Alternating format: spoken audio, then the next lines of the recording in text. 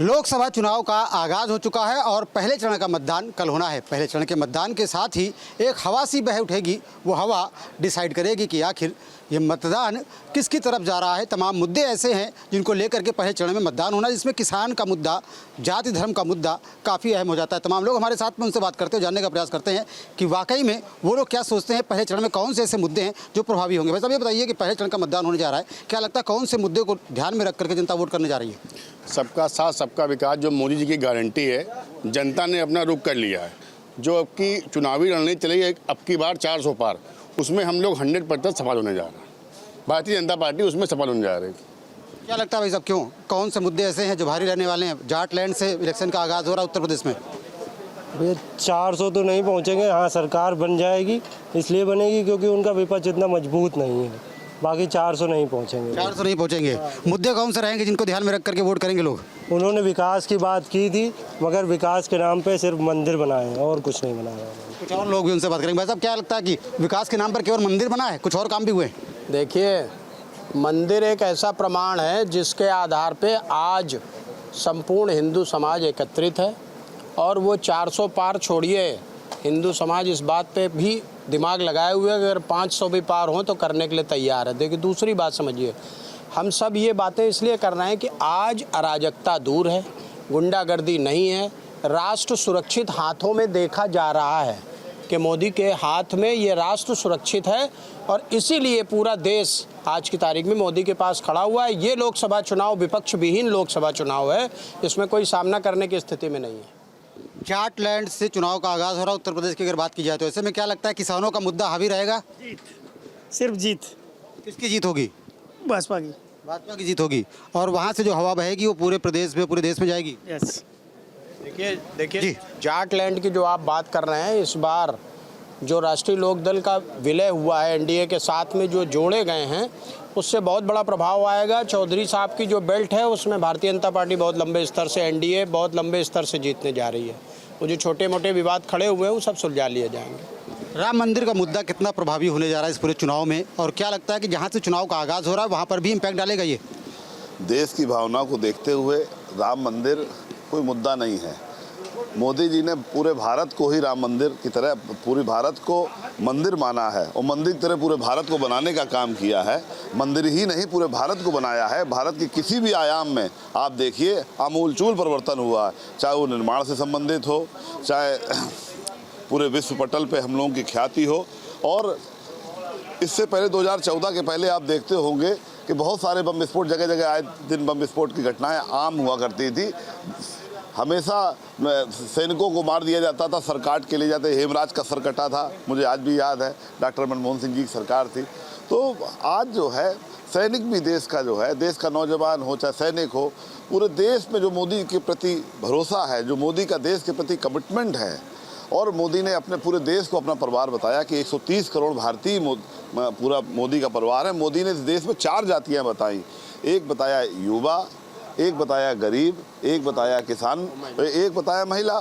तो इसमें पूरा भारत है। तो जिस व्यक्ति का विजन इतना बड़ा हो कि पूरे भारत को अपना परिवार बताता हो, तो ऐसे राष्ट्र को 1947 में जो वाइब्रेंट इंडिया का जो है मोदी ने मॉडल पेश किया है, तो मुझे नहीं लगता है कि जो है कि अगर मोदी जी नेतृत्व देश को दोबारा फिर मिलता है, और मैं मिलने जा रहा है, जिस तरह से हम लोगों में चर्चा सुन रहे हैं, तो 1947 में एक विकसित राष्ट्र के रूप में भारत जो है विश्व का नेतृत्व करेगा। यदि विश्व का नेतृत्व करने वाला 2047 में, यही तो वाइब्रेंट इंडिया है 2047 में पूरे विश्व का नेतृत्व करेगा भारत।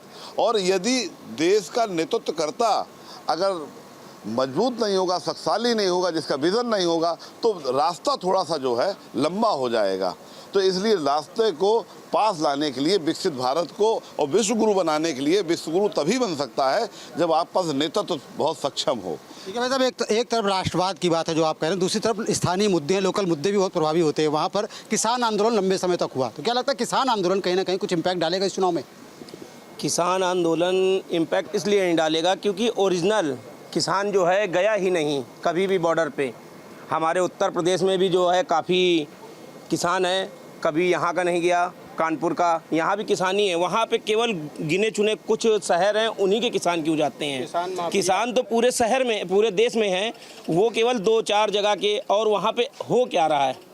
पकवान बन रहे हैं, वहाँ पे डांस हो रहे हैं, ये किसान के करने गया है। जब अगर धरना प्रदर्शन अगर सही होता, उनकी मांगे सही होती, तो सरकार उनको सुनती। और जो चीज़ें सही थी उनको सुनने के लिए सरकार ने जो है किसानों को आश्वासन भी दिया था, लेकिन उनकी कुछ मांगे जो थी, जो बेवजह थी, उसके लिए सरकार राजी नहीं हुई।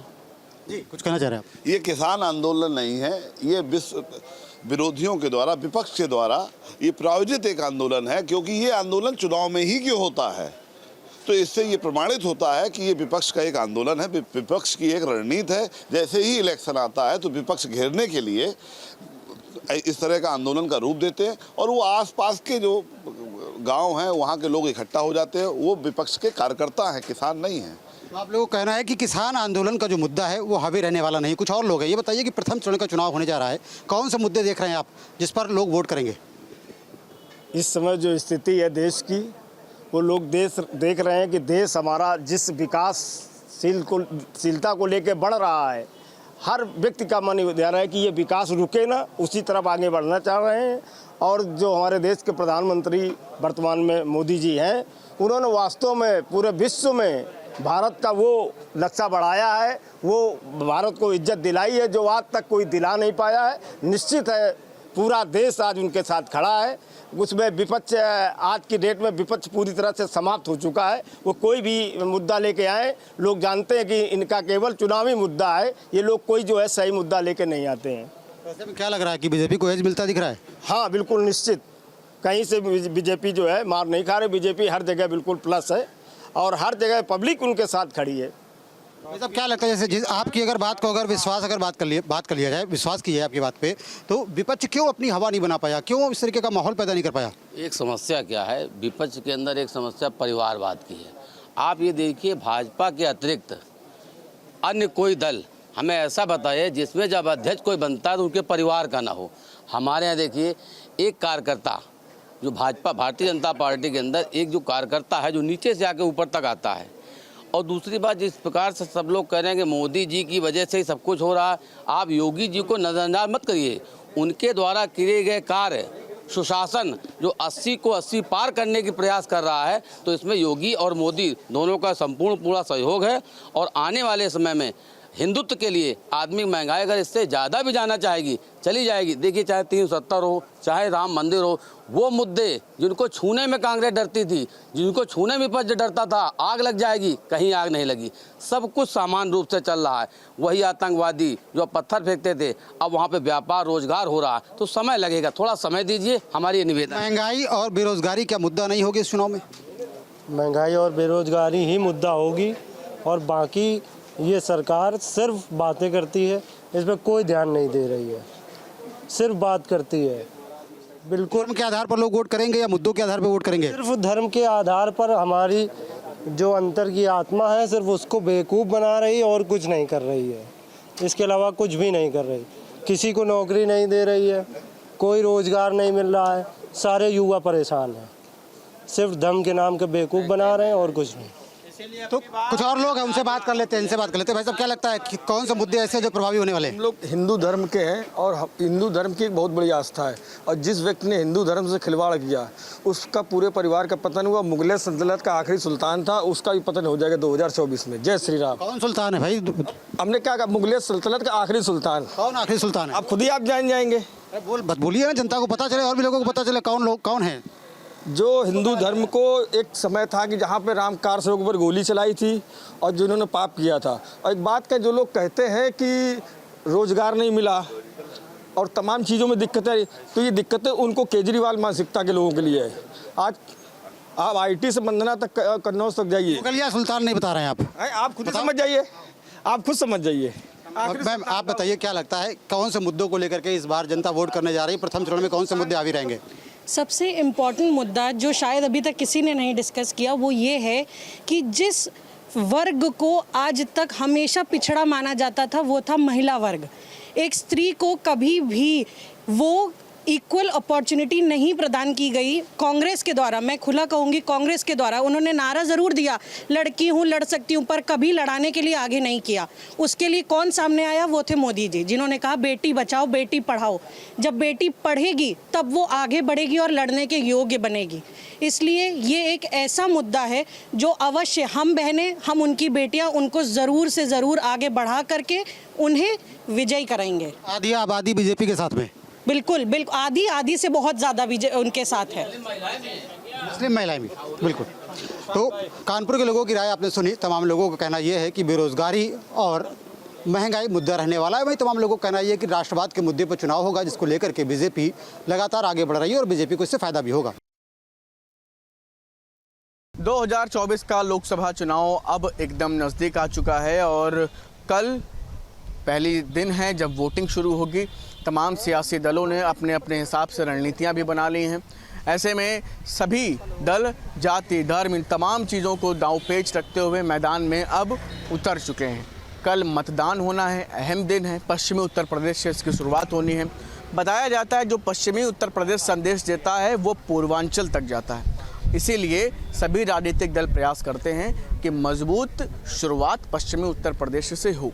ऐसे में पक्ष और विपक्ष दोनों आमने सामने हैं। दोनों की क्या रणनीतियां हैं, लोग किसके साथ जुड़ेंगे, इसी पर बातचीत करने के लिए तमाम लोग हमारे साथ मौजूद हैं। अलग अलग लोग हैं। सबसे हम बात करेंगे कि आखिर लोगों की राय क्या है, लोग क्या सोचते हैं, लोगों की सोच क्या है, कैसे इस बार के चुनाव में देखने की उम्मीद कर रहे हैं। क्या लग रहा है भाई साहब इस बार 2024 के चुनाव में जाति, धर्म, किसान, क्या मुद्दा रहने वाला? विकास। इस बार भी विकास रहेगा जैसे 2019 के लोकसभा के चुनाव में था, और इस बार भी नरेंद्र मोदी की सरकार बनने जा रही है। 400 पार सीटें आने जा रही है। किस दल का सियासी प्लान पूरी तरह से सक्सेस होगा? किस दल से का? भारतीय जनता पार्टी का शानदार प्लान है और जो गारंटी दिया था उन्होंने पूरा करके दिखाया। और आने वाला दिन भी जो गारंटी के तहत रहेगा उससे उत्तर प्रदेश और पूरे भारत में का नागरिक अपने आप को अच्छा समझ रहा है, अपने आप को सुरक्षित महसूस कर रहा है। और आटा, चावल, दाल और सिलेंडर के लिए प्रधानमंत्री थोड़े चुने हैं। प्रधानमंत्री चुने चीन की औकात दिखाने के लिए, ठीक है, ताकि हमारे देश पे कोई नज़र ना उठा सके। प्रधानमंत्री चुना हूँ और फिर उस बार भी 56 इंच वाला ही प्रधानमंत्री चुनूंगा। पहला चरण महत्वपूर्ण होता है। लोग कहते हैं कि जिसने पहले चरण में संदेश दिया उसका संदेश आखिरी चरण तक जाता है। क्या लग रहा है पहले चरण में कौन मजबूत? बिल्कुल, हम भारतीय जनता पार्टी मजबूत रहेगी। इस बार 100 कुछ सीटों पे चुनाव है और हमें लगता है कि 95 सीटें उसमें से हमारा है, भारतीय जनता पार्टी के खाते में आने वाली है। पहले रहिएगा, अभी फिर आ रहा हूँ आपके पास। क्या लग रहा है इस बार चुनाव दिल्ली किसके करीब? मैं तो ये जानता हूँ कि माननीय अखिलेश भैया जी फिर से दिल्ली की रास्ता पकड़ेंगे और राहुल गांधी जी भाई साहब हमारे। जाति, धर्म, विकास किसके साथ? विकास तो आप देख ही रहे हैं बड़े भाई पत्रकार महोदय साहब, आप सीनियर लीडर हैं। अब आपसे अच्छा हमको तो मालूम नहीं है। नहीं, आप पत्रकार महोदय साहब हैं, जो भी हो हमारे भाई सम्मान हैं। और आप विकास के नाम पे बात करेंगे तो विकास आप खुद ही देख रहे हैं। अब उससे अच्छा तो कोई विकास होगा नहीं। युवाओं को नौकरी कौन सी मिली? मोदी जी 10 साल में सरकार में कौन सी नौकरियां दे दी हैं? बस केवल वो बाजरा बांट रहे हैं और गेहूँ बांट रहे हैं। और बाजरा गेहूँ पे युवाओं को पेट भरेगा? विकास और जाति किसके नाम पे वोट मिलेगा इस बार? इस बार तो हमारे राहुल गांधी जी जोर लगाए हुए हैं और गठबंधन साथ में माननीय अखिलेश यादव जी। जनता भी नया विकास चाह रही है। युवा विकास में मुद्दे पे बात करेंगे। इस दल का सियासी प्लान इस बार सुपर हिट होगा? बिल्कुल सुपर हिट होगा। माननीय इस दल का? कांग्रेस पार्टी का। इंडिया गठबंधन मतलब? गठबंधन। इंडिया बनाम एनडीए में इंडिया हिट होगा? बिल्कुल। क्या लगता है क्यों ये जो है एनडीए से अलग है, या इंडिया के पास ऐसा क्या है? किस मारे जो हमारे राहुल भाई हैं हमेशा जनता के साथ में रहे और माननीय मोदी जी, योगी जी, केवल इनके पास जुमलेबाजी है। जुमलेबाजी के अलावा कोई बात नहीं है। राहुल गांधी जी, हमारे अखिलेश भैया जी, युवा उनके साथ में लगा हुआ है, बदलाव चाहता है। क्या कहना चाहेंगे? इस बार चुनाव अब नज़दीक है, कल पहले चरण की वोटिंग है। बताते हैं पहले चरण में जो मजबूती के साथ आगे निकलता है आखिरी तक उसके ही हिसाब से पूरा चुनाव मुड़ता रहता है। क्या देख रहे हैं? देखिए, पहले चरण के मतदान के लिए मैं आज ही सुबह मुरादाबाद और बिजनौर नगीना से आया हूँ। और वहाँ हमने जगह जगह जनता से रुक करके चौराहे चट्टी पे बात भी किया है। तो भारतीय जनता पार्टी के पक्ष में माहौल है और जनता भी भारतीय जनता पार्टी को वहाँ जिताने के लिए कह रही है, इसलिए कि विपक्ष नेतृत्व विहीन है, नेता विहीन है और मुद्दा विहीन है। और एक तरफ मजबूत श्री नरेंद्र भाई मोदी जी का नेतृत्व है, उत्तर प्रदेश में श्री योगी आदित्यनाथ जी का नेतृत्व है और जनता मोदी जी के, योगी जी के काम पे मुहर लगाने जा रही है और तीसरी बार भारत का प्रधानमंत्री माननीय मोदी जी को बनाने जा रही है। हम वहाँ चुनाव प्रचार करके हमने वहाँ कल ही अखिलेश जी की रैली भी थी, उसी मुरादाबाद चौराहे पे हमने खड़ा था। तो वहाँ एक मुस्लिम दुकानदार था, हमने चाय पानी पिया, पूछा कि इस बार क्या रहेगा, तो कहे हम लोग भैया सर्वेश सिंह हैं, सांसद हैं यहाँ के, हमारे हक सुर दुख में आते हैं और हम लोग उनके यहाँ जाते हैं, सीधा काम कराते हैं, तो हम लोग सर्वेश सिंह को और भाजपा को जिता रहे हैं। बिजनौर में भी नगीना में हमने बात की तो बता रहे हैं कि यहाँ हम लोग स्थानीय प्रत्याशी माननीय ओम कुमार जी हैं नगीना में, उनको हम लोग जिता रहे हैं और जितने पार्टियों से सब चुनाव लड़ रहे हैं सब बाहरी प्रत्याशी हैं। और भारतीय जनता पार्टी मोदी योगी जी का नेतृत्व, ईमानदार और कार्यकर्ताओं की मेहनत, भारतीय जनता पार्टी का बूथ का कार्यकर्ता इतनी ईमानदारी से रात दिन काम कर रहा है, एक एक नेता एक एक कार्यकर्ता काम कर रहे हैं। और अभी तक तो श्री अखिलेश यादव जी की, श्री राहुल गांधी जी की, प्रियंका गांधी जी की, इन लोगों की संयुक्त कहीं रैली ही शुरू नहीं हो पाई उत्तर प्रदेश में। ये लोग आपस में ही परेशान है, कहीं कांग्रेस का प्रत्याशी सपा के सामने लड़ रहा है तो कहीं सपा का प्रत्याशी कांग्रेस के सामने लड़ रहा है। स्थिति ये है कि आपस में सिर फुटौल है और एक दूसरे को कोई मानने के लिए तैयार नहीं है। ऊपर केवल गठबंधन हो गया, नीचे जमीन पे धरातल पे अभी उतरा नहीं है। और विपक्ष के पास कोई प्लान है न, इनके पास कोई प्लानर है, अकेले वही है माई दिया गवनिया बाप बेटा बजनिया, बस एक ही अपना लगे हुए हैं। पत्नी वहाँ से लड़ जाए, भतीजा वहाँ से लड़ जाए, भाई वहाँ से लड़ जाए। और समाजवादी पार्टी में भी परिवार के अलावा बाहरी कोई यादव चुनाव नहीं लड़ रहा है, सब इनके परिवार के ही यादव लड़ रहे हैं। कोई बदायूं कब्जा कर रहा है, कोई आजमगढ़ कब्जा कर रहा है, कोई फिरोजाबाद कब्जा करने जा रहा है। तो इस बार की जनता अब उस तरह की नहीं है सेफई परिवार की। इस बार की जनता इनका तंबू उखाड़ फेंकने के लिए तैयार है और सेफई का समियाना इस बार बंद कर देगा। और यादव भी समाजवादी पार्टी को नहीं वोट दे रहा है। क्या लग रहा है इस बार? अब बड़े भाई ने सब विस्तार से बता ही दिया है और ये सही बात है। वंशवाद में बता दीजिए आप। वंशवाद की और राष्ट्र की जो वंशवाद की, परिवार की जो राजनीति है, उनको आने वाले विकास, जाति, धर्म, किस पर वोट पड़ेगा, किसके साथ जुड़ेगा? विकास के नाम पर वोट पड़ेगा। किसके लिए पड़ेगा? नरेंद्र मोदी के लिए पड़ेगा। सबका साथ, सबका विकास, सबका विश्वास। आप यही न देख लीजिए, राज्यसभा का चुनाव हुआ, उसमें हर जात के लोग राज्यसभा भेजे गए और जया बच्चन जी राज्यसभा भेजी गई। इनकी लोहिया जी की विचारधारा से कोई मतलब ही नहीं है, समझो। और उनको जो है राज्यसभा बना के भेजा, ना अरशद मदनी मौलाना को राज्यसभा बना के भेजा और ना कृष्णा पटेल जी को राज्यसभा बना के भेजा, जया बच्चन को जरूर राज्यसभा बना के भेजा। इसी में आंकड़ा लगा लीजिए। और रहेगा है राहुल गांधी का, अखिलेश जी का गठबंधन नहीं है, ठगबंधन। इनके पास ये पूछ लो मुस्लिम और एससी वोट कौन से आपके पास बैंक बैलेंस है? ये तो इनके 3 घोषणा पत्र अलग आ रहे हैं, कहीं का घोषणा पत्र सही माना जाएगा? अगर एक गठबंधन है तो एक घोषणा पत्र आप दीजिए। मोदी जी का अगर गठबंधन है तो एक घोषणा पत्र दिया जा रहा है। कौन दिल्ली के करीब है इस बार? दिल्ली करीब है नरेंद्र भाई मोदी। और विपक्ष का हाल सुन लीजिए कि जैसे बर्द न दूध देगा न मुर्गा अंडा देगा, एक अनार 100 बीमार। तो इसी से आप पता कर लीजिए कि सपा और कांग्रेस की और बिहार में लालू जी की क्या हालत है। ज़्यादा कहने क्या ज़रूरत है, आप तो चौथा स्तंभ है, चीज़ को समझ लीजिए। बाकी ये हम ज़रूर बता रहे हैं, बिहार में अगर लालू जी खड़े हैं तो मुसलमानों की बदौलत से खड़े हैं, यहाँ अखिलेश जी खड़े हैं तो मुसलमानों की बदौलत से खड़े हैं, और दिल्ली में अगर राहुल जी खड़े हैं बैठे, कांग्रेस खड़ी है तो केवल कांग्रेस मुसलमानों की बदौलत से खड़ी है। आपका नाम क्या है? हमारा नाम शराफत अली है। और अटल बिहारी वाजपेयी जी ने JP अब्दुल कलाम को राष्ट्रपति बनाया, और सऊदीया की रास्ता जो अटल जी ने खुलाई, अटल जी ने सबका साथ, सबका विकास, सबका विश्वास, मोदी जी अटल जी के सपने को पूरा कर रहे हैं। और ये लोग जो है तो पीछे के महान पुरुषों के सपनों को चोरी कर रहे हैं। चोरी करना है अपने घर पर। राहुल जी का भी पहले चरण में जो कहते हैं कि थोड़ी बढ़त हासिल करता है वही आखिरी तक बना रहता है। उत्तर प्रदेश में कहावत है, पश्चिमी उत्तर प्रदेश से जो हवा आती है वो पूर्वांचल तक जाती है। क्या लग रहा है, किसके पक्ष में हवा होगी या कौन बढ़त बनाएगा पहले? वो पूर्वांचल तक नहीं होगी, कन्याकुमारी जो हवा चल रही भाजपा की और आसाम तक जा रही है, वहाँ विपक्ष सब आप भस्म हो जा रहा। मोदी जी भगवान के अवतार हैं, अगर भगवान के अवतार न होती तो विपक्ष के लिए दुर्दशा ही नहीं होती, सब बिल्कुल भस्म ही होते चले जा रहे हैं। पहला चरण का कल वोटिंग है।